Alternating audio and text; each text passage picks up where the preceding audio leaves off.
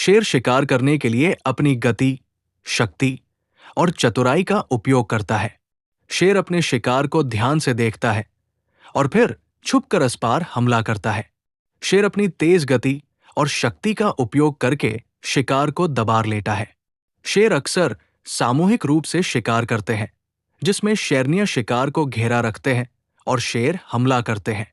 शेर अपने शिकार की गतिविधियों को ध्यान से देखता है और उसके कमजोर बाइंडियों का फायदा उठाता है।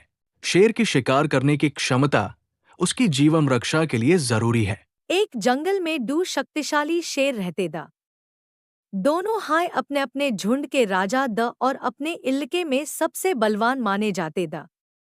एक दिन दोनों शेरों के बीच सीमा के मुद्दे पर टक्कर हो गई। लड़ाई शुरू हुई और दोनों शेर ने अपनी शक्ति और बहादुरी का प्रदर्शन किया। लड़ाई बहुत हाय कठिन थी और दोनों शेर थक गए थे। तभी एक बुढ़िया शेरनी ने दोनों को देखा और बोला, तुम दोनों इतनी कठिन लड़ाई क्यों कर रहे हो? तुम दोनों की शक्ति और बहादुरी को देखकर लगता है कि तुम दोनों एक दूसरे के साथी बन सकते हो।